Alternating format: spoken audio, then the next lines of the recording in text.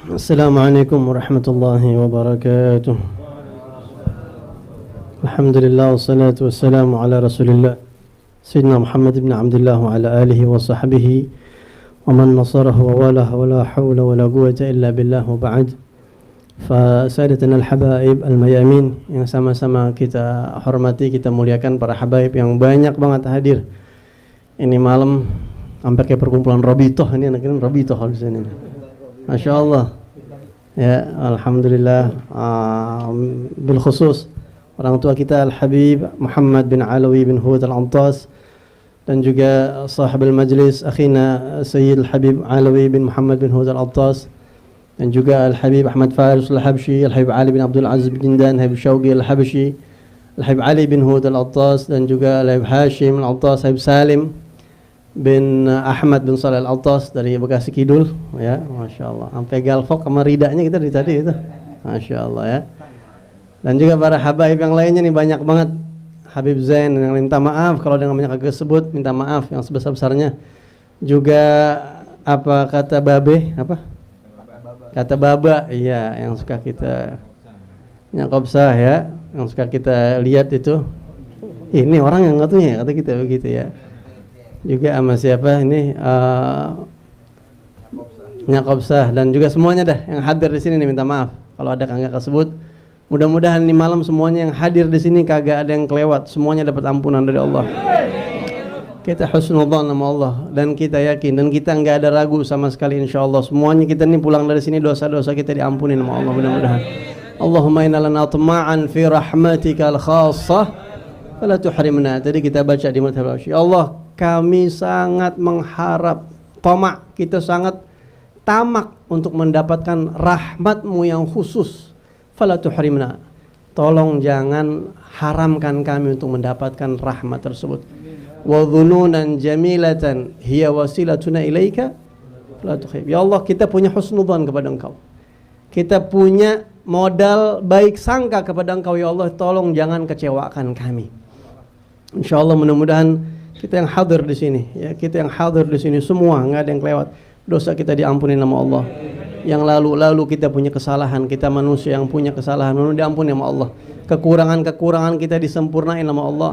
Di malam yang mulia, malam Ramadan 10 hari terakhir, masuk 10 hari terakhir dan di tempat yang mulia ini mudah-mudahan insyaallah segala hajat haji kita diijabah oleh Allah Subhanahu wa taala. Amin. Ya rabbal alamin. Kalau boleh jujur, ana lebih senang enggak ceramah Habib. Ana pengen hadir, memenuhi undangan antum, ketemu sama jamaah, hadir dapat maulid terus selesai keluar. Pengennya begitu sebenarnya. Tapi idkhalan lisurur kepada Habib Ali, mudah-mudahan apa yang ana sampaikan ini nasihat buat diri ana pribadi, khususnya buat ana pribadi, dan mudah-mudahan manfaat buat kita semuanya. Kita sekarang udah di 10 hari terakhir, masuk ke 10 hari terakhir daripada bulan Ramadan yang Nabi kita Muhammad SAW, kalau kita udah tahu semuanya, Nabi katanya idza dakhala al-ashrul awakhir shadda mi'zarah ahya lailah wa shadda mi'zarah wa aygada ahlah. Nabi Muhammad kalau udah masuk 10 hari terakhir katanya itu shadda mi'zarahu, ini kain sarung nih kalau kata kita, ibarat perumpamaan ini dikencangin sama Nabi. Ibarat ini mau ibadah kagak setengah-setengah udah. Terus lagi ahya lailah, Nabi hidupin semalaman suntuk. Jadi Nabi itu selama 10 hari kagak tidur katanya ya. Oh, kita kayaknya dari malam pertama udah kagak tidur ya. Kita kayaknya kagak tidur tuh, macam-macam dah kita. Kalau Nabi itu 10 hari terakhir udah kagak keluar masjid katanya. 10 hari full di masjid kagak keluar, 10 hari. Sampai-sampai Nabi katanya kalau mau nyisir rambutnya itu cuma ngeluarin kepalanya doang ke jendela masjid begitu. Ntar Siti Aisyah yang nyisirin begitu ya. Ahlan wa sahlan kepada Al-Habib Mahdi bin Hamzah As-Saggaf. Fadhal Habib, fadhal.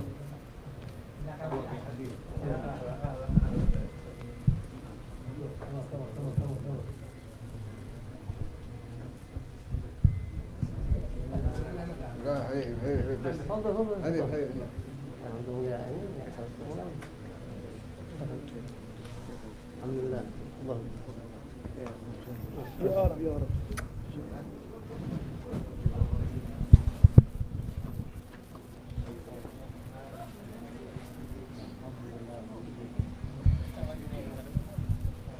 Sampai mana tadi tuh?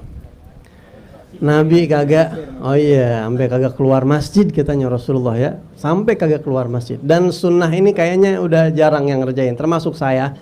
Kita kayaknya udah kagak 10 hari di masjid gitu ya, kagak keluar gitu. Kecuali untuk hajat yang doruri, kayaknya udah sunnah yang sudah hilang, yang sudah hampir musnah.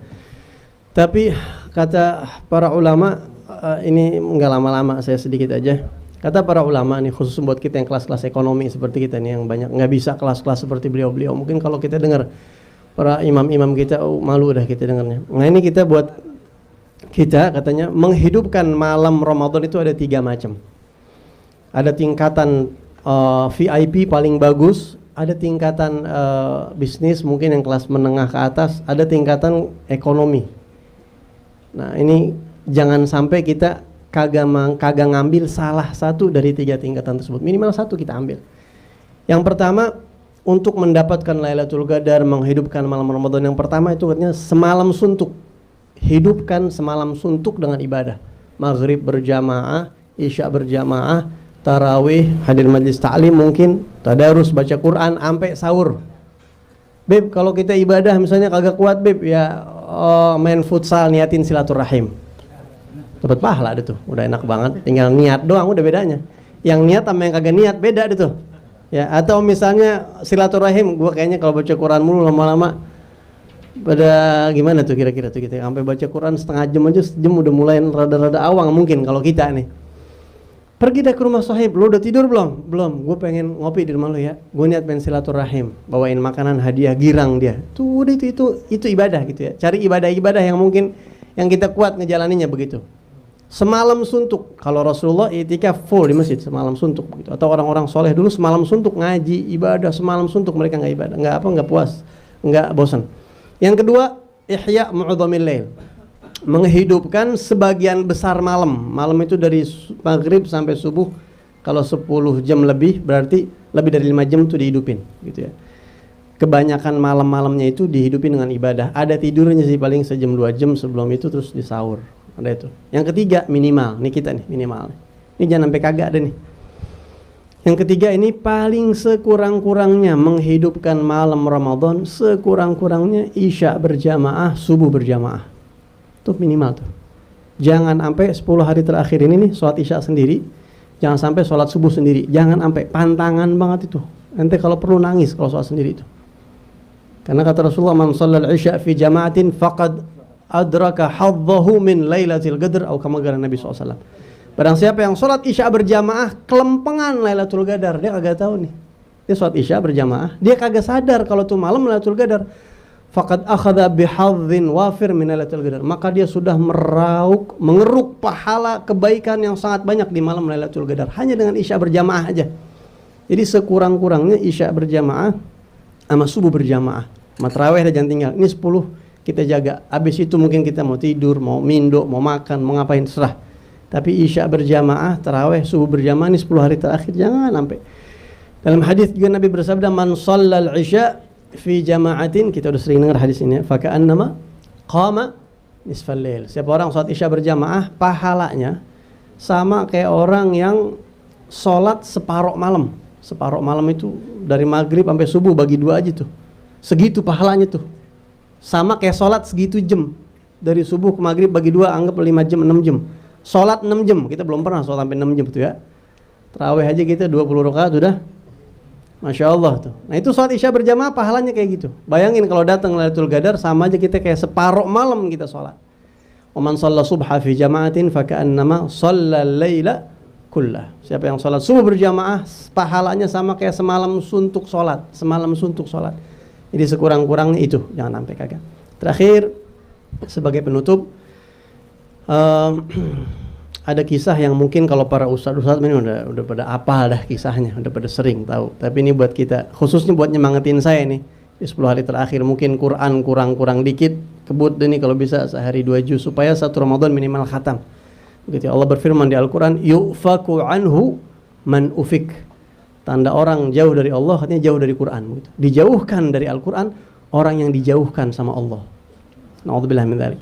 Nah, Anda mau cerita kisah ini mungkin buat penyemangat kita. Kalau cerita ini menjelaskan bagaimana orang dulu deket banget sama Quran.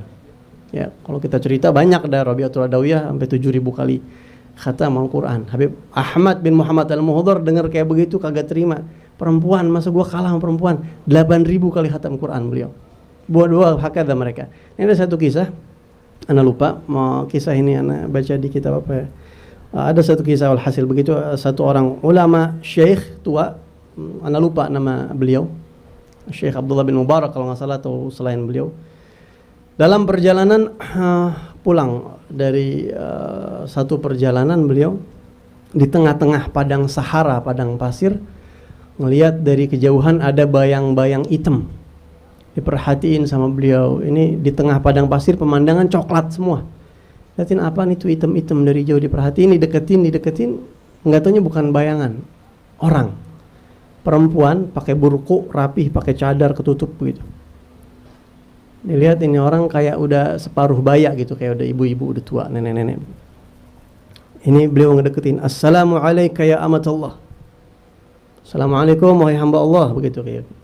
Dia perempuan ini menjawab, Salamun qawlam min Rabbir Rahim.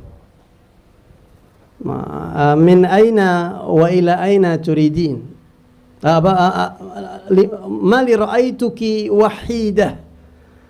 Kau anda ngeliat ente sendirian, ngapain di sini tengah padang pasir Sahara, ngapain ibu di sini bu?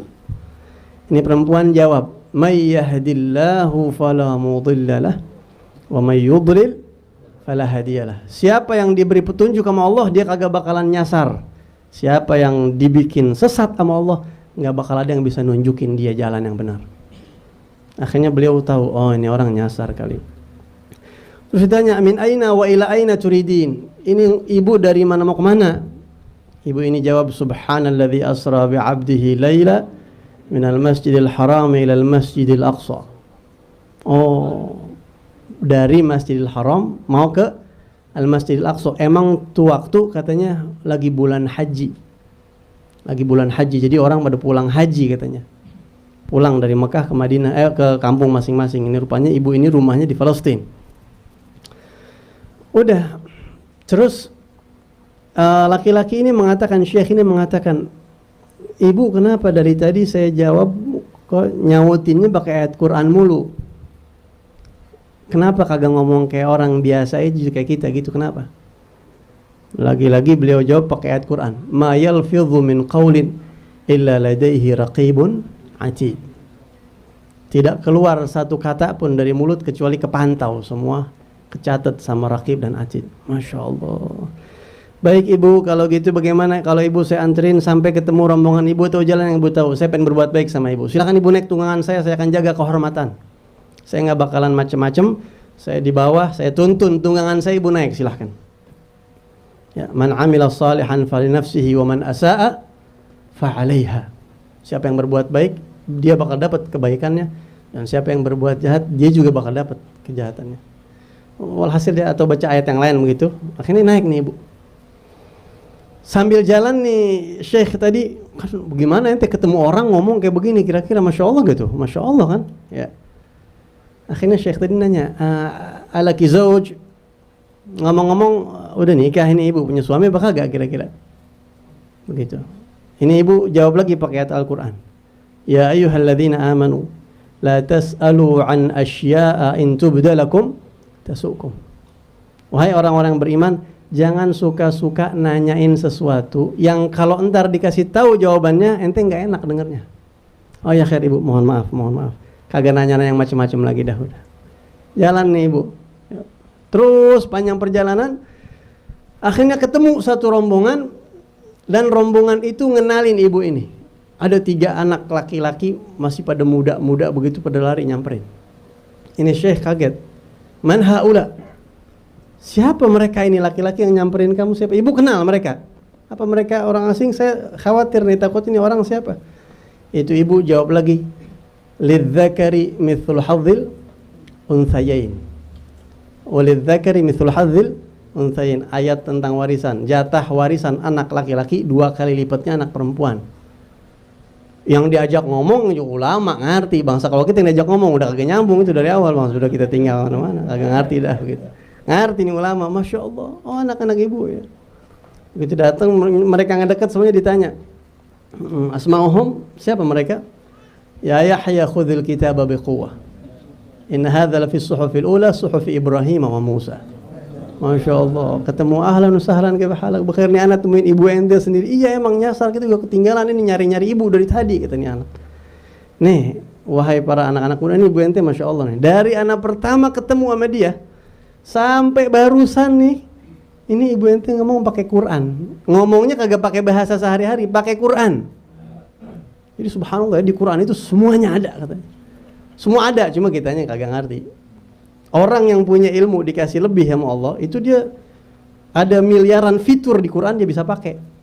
Ibarat kita nih kalau pakai handphone Apple yang paling mahal berapa duit, Beb? 14 juta ya? Apa tuh? Pro Max berapaan? Coba kasih sama bocah yang biasa pakai Android. Itu banyak fitur yang kagak pakai sama dia. Ya, cuma menang mahal doang gitu misalnya, paling buat selfie, WhatsApp udah begitu doang gitu. Tapi kalau orang yang emang ahli IT, dia punya ilmu, banyak hal-hal yang bisa dia bongkar dari situ. Dia bisa bikin ini, bisa bikin maju semua begitu. Quran juga begitu katanya. Ma farratna fil kitabi min syai'. Di Al-Quran mau cari apa aja semuanya ada. Mau cari apa aja ada katanya. Mau cari apa aja ada di Al-Quran. Jadi kalau orang emang udah nyampe gitu ilmunya, kita makan memang baru dengar-dengar ceritanya doang kayak begini nih ya. Nyampe katanya. Akhirnya ini Syekh nanya sama anak-anak tadi. Syuf, ini ibu ente ama anak doang begini dia karena anak orang asing, mungkin jaga-jaga begitu supaya anak nggak macem-macem, atau sama ente juga anak-anaknya kalau ngomong kayak begitu di rumah bagaimana ini ibu ngomongnya? Itu anak-anaknya bilang, ya Syekh ini ibu kita setiap hari ama kita, bukan sama antum doang. Ama kita kalau ngomong pakai ayat Quran. Dari kapan itu begitu? Mundu salathina sana, udah 30 tahun. Ibu kita nih kayak begini 30 tahun kalau ngomong sama anak-anaknya pakai Quran. Bukan apa lagi udah mendarah daging. Kalau dibilang manusia Quran tuh dia orang itu salah satunya tuh. Ya, wa katsir banyak Habib Ja'far bin Syekhon Segaf itu katanya juga dipanggil Quran sama Habib Muhammad bin Ahmad al-Muhdhar. Sampai Habib Muhammad al-Muhdhar katanya kalau berjamaah di belakang Habib Ja'far bin Syekhon sampai katanya nggak mau baca Al-Fatihah ikut mazhab yang lain walaupun itu bukan buat kita itu ya. Saking bacaannya itu katanya mirip banget kayak Nabi SAW. Saking bacaannya indah banget begitu. Nah tinggal kita ngaca dah. Minimal kita sebulan khatam sekali. Itu jangan sampai kagak tuh. Minimal sebulan khatam sekali. Isya berjamaah, subuh berjamaah, dah lebaran dah. Makan kue kacang. Udah enak banget udah ya. Pakai baju baru, takbiran, makan ketupat, udah enak begitu. Jangan sampai kita udah tarawih kagak apa kagak lebaran salat paling depan udah sampai naudzubillah min dzalik. Nah, jadi mudah-mudahan 10 hari terakhir. Mudah-mudahan kita husnul khatimah Ramadan ini. Ramadan ini husnul khatimah. Ya Rabb, kalau kemarin-kemarin kita ada kurang-kurang, ya Rabb ada kekurangan-kekurangan kemarin, ya Rabb 10 hari terakhir mudah-mudahan Allah kasih kita taufik hidayah. Allah mudahkan kita buat ibadah, ngisi dapat kemuliaan Lailatul Qadar insyaallah. Amin ya rabbal alamin. Ini yang bisa sampaikan, minta maaf banget. Minta maaf sama para habaib yang mungkin jauh lebih pantas daripada Habib Mahdi, Habib Ali Jindan dan para habaib yang lainnya yang mungkin lebih pantas daripada anak. Ada kekurangan-kekurangan saya minta maaf yang sebesar-besarnya dan udah ngomong sama Habib Habib anak kalau bisa langsung permisi ini duluan ya gitu. Jadi anak minta maaf banget, minta maaf yang sebesar-besarnya nggak bisa ikut acara sampai akhir. Mudah-mudahan anak dapat keberkahan acara ini insyaallah. Kita baca suratul Fatihah. Mudah-mudahan acara kita ini dan juga yang nyumbang acara, yang bantu acara, tenaga, pikiran semuanya. Para habaib-habaib yang ada di sini mudah-mudahan kasih panjang umur sama Allah Subhanahu wa taala. Dan juga para orang-orang tua kita yang masih pada hidup mudah-mudahan Allah kasih panjang umur. Dan Allah sehat afiat, Allah kasih sehat afiat dan juga daripada meninggal mudah-mudahan Allah kasih rahmatnya, Allah ampuni dosanya, ditinggikan derajatnya Allah Subhanahu wa taala. Al-Habib Muhammad Rizik Syihab mudah-mudahan dikuatkan oleh Allah, mudah-mudahan diberikan kemenangan oleh Allah Subhanahu wa taala. على هذه خاصة مثل ما نهى أسلافنا ومشايخنا وآباؤنا الصالحون في مثل هذه المناسبات وإلى حضرة النبي صلى الله عليه وسلم الفاتحة. أعوذ بالله من الشيطان الرجيم بسم الله الرحمن الرحيم الحمد لله رب العالمين الرحمن الرحيم مالك يوم الدين إياك نعبد وإياك نستعين اهدنا الصراط المستقيم صراط الذين أنعمت عليهم غير المغضوب عليهم ولا الضالين. Sekali lagi minta maaf kalau ada kata-kata yang kurang pantas, yang agak pantas yang diucapin, banyolan yang seharusnya kagak saya ucapin, keceplosan, mohon dibukain pintu maaf yang sebesar-besarnya. Hadani Allah wa iyyakum ajma'in. Wal 'afwu minkum. Wassalamualaikum warahmatullahi wabarakatuh.